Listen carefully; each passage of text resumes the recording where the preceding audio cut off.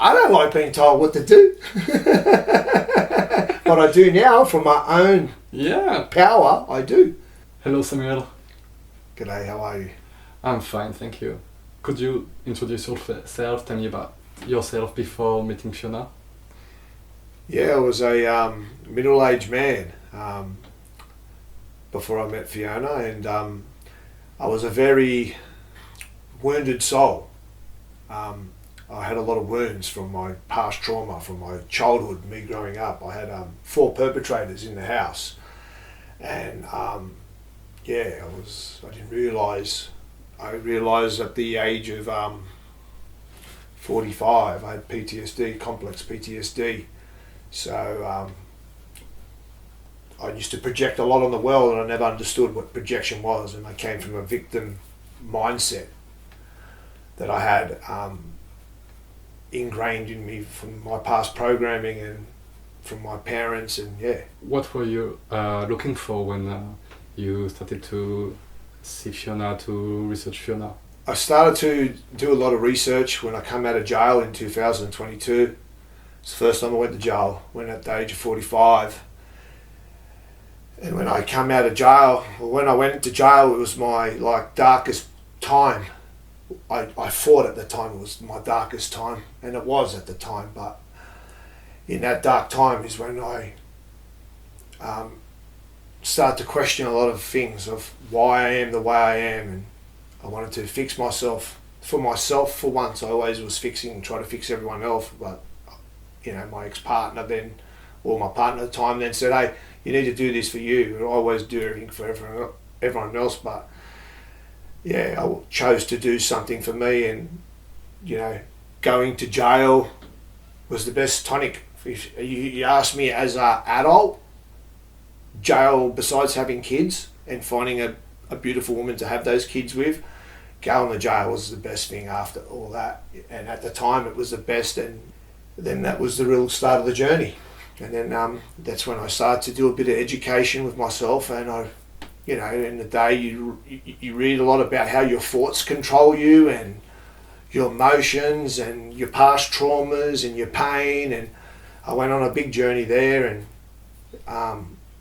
then when I ran into Fiona, because I really realised how the thoughts is got to be a thing that you need to control, and tap into your subconscious. Mm-hmm. And Fiona's turned around, and I rang her up. I think I googled her, because I googled her, and I rang her, and she rang me back, and just to take the steps to pay the bill and all that. I took a while to do it, but I did it though.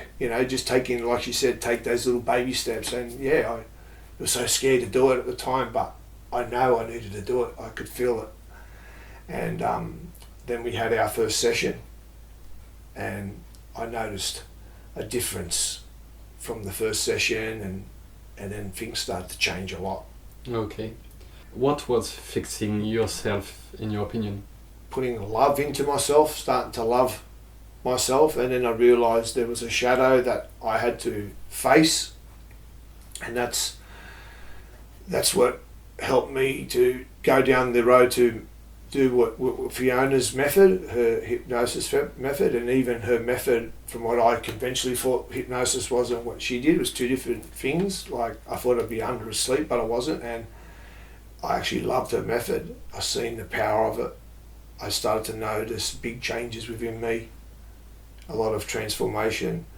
My perception changed, my mentality changed, the thoughts that came through, I had a lot more space up there. I was able to find stillness, and I was able to reprogram myself. What were the changes? What were you expecting, and what happened in the end? I was expecting like what always happened in the past. Just start something, not finish it, and not put much, belief and effort in it. Was this method here I found with Fiona, I just found it to be easy, because in the day she only ever said I need 1 or 2 sessions, and I did it in 1.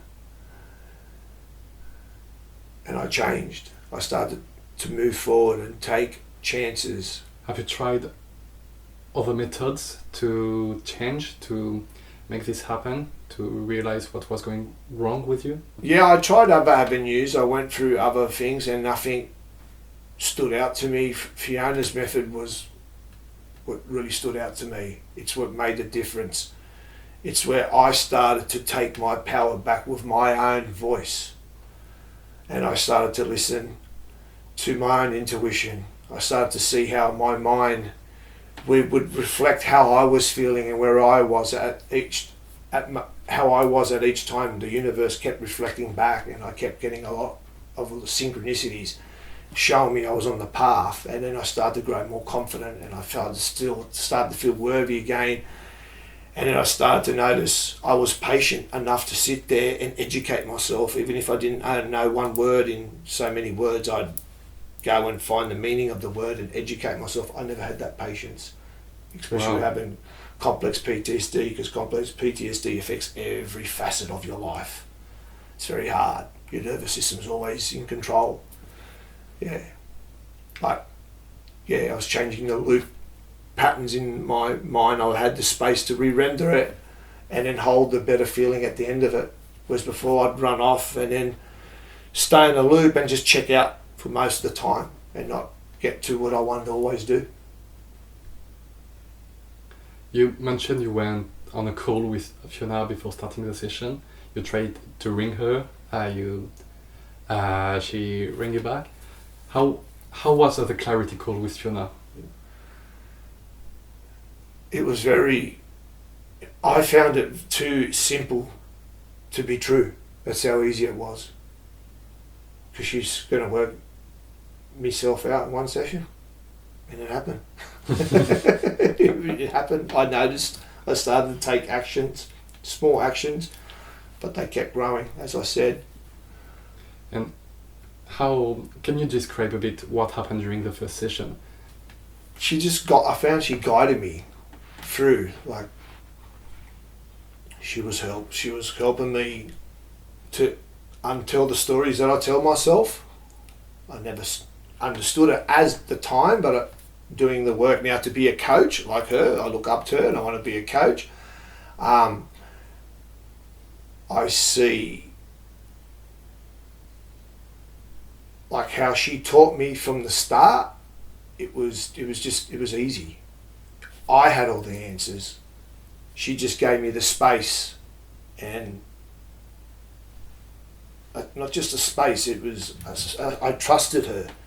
And in that space, that me trusting her, I was able to unravel the stories I tell myself. She was more like a guide in your own mind than a guide in your life. She was not telling what to... Yeah, she didn't judge me. Okay. I felt comfortable to open up, and I think with the way her method is, I know the answers. And when I'm in a comfortable space, like with her experience and her passion and love for it, for that, how she operates, it has an effect on me to be open, to be vulnerable in front of someone. As she calls herself, the lazy therapist. That's what's so magical about it. That's what I found so different. She didn't give me the answers. She gave me the space and presence of no judgment for me to express what I thought was wrong with me. That's impressive. That's really, really impressive. I had the answers all the time. And that's what's so powerful about it. She's helping you to guide you to your own answers. And when you find your own answers, it's magical. Okay. Because it sticks. I don't like being told what to do. But I do now from my own power, I do. There's so much to us that we have. There's so many gifts inside us that we have. And the more I'm letting go, the more I'm seeing it.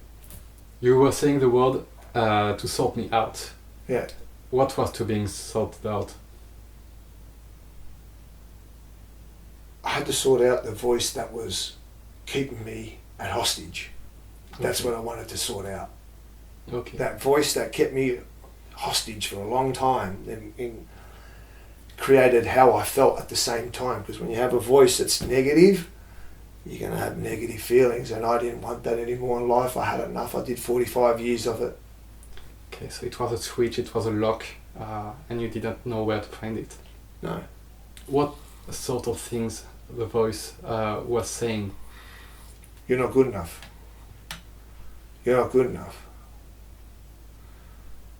Then the stories of what happened in the past, my past things that hardships I've had in life, I used to think that's going to happen again. And not only does the voice say you're not good enough, you feel not good enough. You don't feel worthy. You don't feel like you could go out there and live your dream like someone else is. You don't think you're good enough like that other person.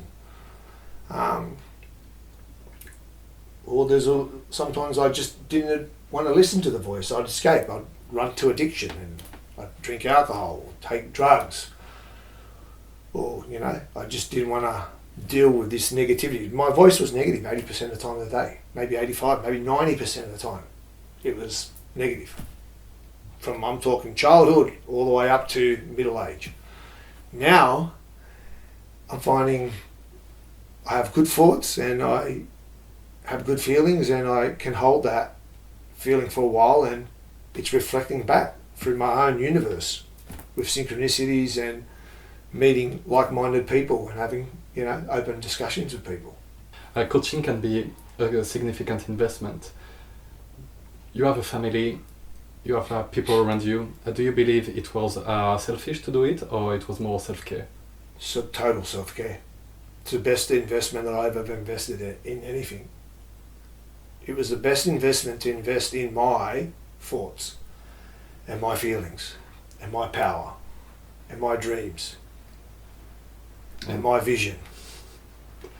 And I guess it's also very good for the people around you. They can feel it, they can you are not trying to fix them out because you are fixed now, and you can actually help them. Yeah, I'm very acceptant. I let people be people around me. I look at it with the eyes of love. Just don't judge anyone, be very accepting and observe. The more you observe, the more power that you obtain and wisdom. You mentioned before PTSDs and complex PTSDs. Can you tell me what are those exactly? PTSD is post-traumatic stress disorder. Complex PTSD is because I in my family I had 4 perpetrators: the father, mother, brother and sister.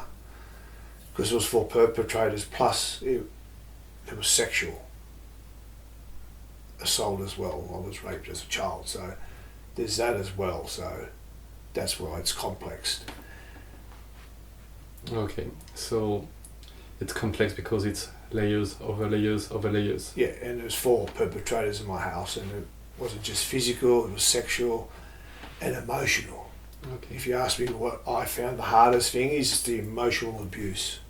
That was the hardest out of all of it. Like, violence wasn't good, obviously, but that was always there too. But you get hit. But when someone emotionally abused you, I just found that affected me more. Obviously, the whole lot did anyway. How did it impact your life? Because it's very rough what you're saying. Well, impact life. I can say it for a fact. Complex PTSD, it affects every facet of your life. Because your nervous system is always unregulated. It's flight, fight, freeze, fawn. I was always in one of those. Something that's so easy as you trying to teach me English, I would freeze, and then I'd start a fight on purpose to get kicked out of the class. I used to think I was dumb because I would freeze. I just used to think I was stupid. So it affected every facet of my life. That's really rough.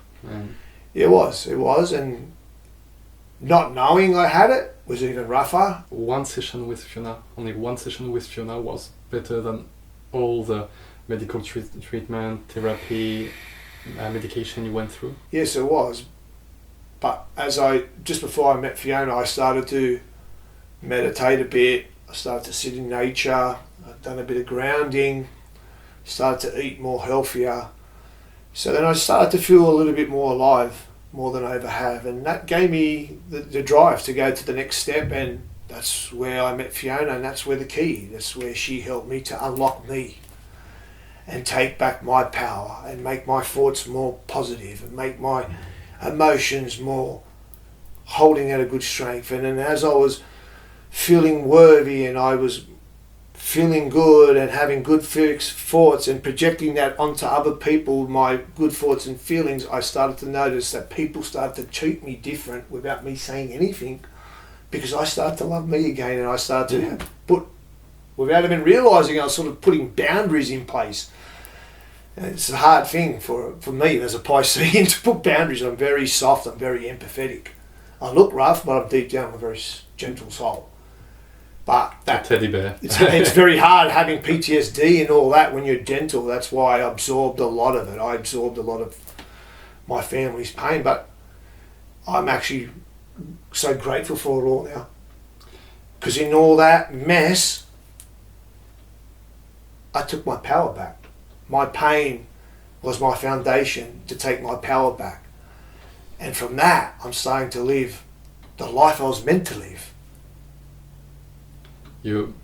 Something that really impressed me about you is you look rough, you look like a thug.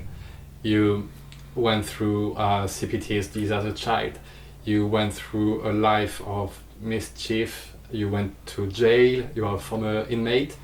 And at the same time, you are so in touch with your emotions, with how you are feeling. It's like it's the opposite of what I would think someone like you would be. Oh, if I didn't fix my mental thoughts, my patterns, and if I didn't fix that, obviously I was never going to fix my emotions. And if I don't fix myself, that means I can't have a relationship with anyone else. And as you said, I look rough. I did. I grew up in the worst suburb in Australia, Bankstown, Sydney, New South Wales. It's the worst. When I left, it was the worst suburb in Australia. So I grew up in a real rough place, but deep down I was always a gentle person, but environment is everything. Is there anything else you would like to add about your journey, about your transformation, about meeting Fiona? Yeah, to add to the journey, I forgave every person in my family. The only person that acknowledged out of the 4 people was my brother, and he's 10 years older. I mean, he's on the journey of healing himself. He's watched me heal, and I've been the inspiration to him, and it's beautiful. We have a connection now. We say to each other, we love each other, and he actually means it when he says it. That's just the most beautiful part about it, is watching people around you change. You want to change the world, change the world within you, and then everything will reflect back how you feel within you. It's very funny how fixing yourself and doing it for yourself helped a lot of people around you. How would you explain it? Well, I used to do it back to front. I'd try to help everyone else, and when I thought I'd have everything else in place for them, and I'd have this and this and all these material things, then I'm going to get to that place and I'm going to be okay. It doesn't work like that. You need to fix yourself. You need to love yourself. And then you become the example for the others. I want to share awareness, how you can take your power back, how you can heal yourself. Because at the end of the day, that's what Fiona's method was for me, to heal myself and to release that trauma and to turn that into my power. Without that, I would never have opened up to start to love myself again.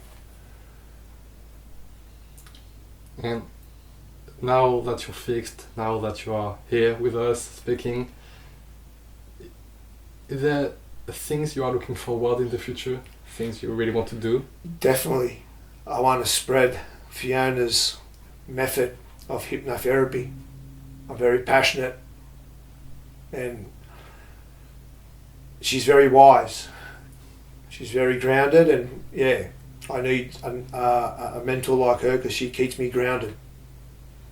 Because I get too excited sometimes because I see so much more. I see so much potential. I see so much more magic, and the mind's like a garden. When you fertilise it with good seeds and you water it with good water, and you talk to it and you massage it with your own thoughts and your own feelings, and you hold your imagination of what you want to achieve and have the right intentions. Wow, the rest is miracles, magic, peace, abundance. It's exciting. Very exciting. Yeah, I'm alive again. I'm a kid. You're young again. That's right. Restarting your life. That's right, with experience. Wow. And knowledge and power and wisdom.